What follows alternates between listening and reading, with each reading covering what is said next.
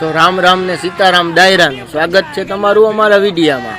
તો આજે આપણે જાશું ગોમતી ઘાટે ને આપણે જોશું કેટલી ભરતી છે ને કેટલી ઓરતી છે। દ્વારકામાં પણ ટ્રાફિક ઓછું થવાનું તો નામ જ નથી લેતું, દિવસે ને દિવસે વધતું જ જાય છે। નીકળી તો ગયા આપણે બાજુમાંથી, પણ હવે ઓલો આગળ રિક્ષાવાળો વચમાં ના નાખે તો સારું।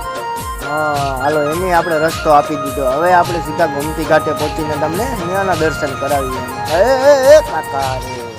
તો પહેલાં આપણે અહીંયા ભાઈબંધ આગળ મસ્ત મજાનો માવો ખાઈને પછી આગળ વધીએ।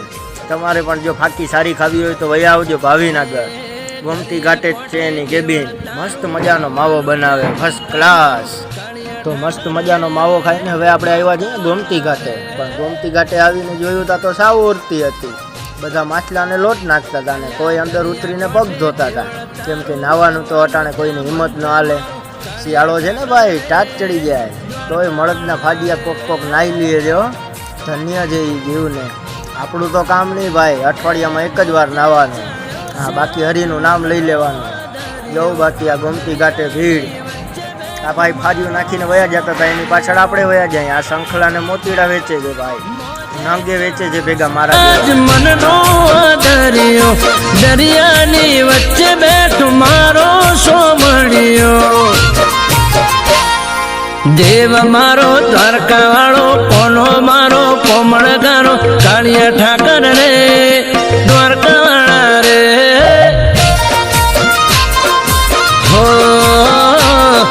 કાળિયા ઠાકર રે દ્વારકા વાળા રે। આ છે અમારા દ્વારકામાં પાંડવોના 5 કુવા, જેને અમે કહીએ છીએ પંચકુઈ, સામે કાંઠે આવેલા છે ગોમતી ઘાટની ઓલી બાજુ। તો હવે આપણે જાશું 56 સીડી તરફ, ત્યાં જઈને જોશું કેટલીક ભીડ છે। પણ ઓહો અહીંયા તો બહુ ભીડ છે, દર્શન થવાનું તો કોઈ ચાન્સ જ નથી। પણ વાંધો નહીં, આવ્યા છે તો હવે ગોમતી માતાજીના દર્શન કરી લઈએ। જય ગોમતી માતા, તમે પણ આ દર્શન કરી લેજો। તો હવે આપણે અહીંયાથી જઈશું પાછા, કેમ કે હવે દર્શન તો ત્યાં થાય એમ છે નહીં, ભીડ જ એટલી છે। અને હવે આપણે મળશું બીજા વિડીયોમાં। રામ રામ ને સીતારામ ડાયરાને મજા આવી હોય તો કોમેન્ટ કરજો।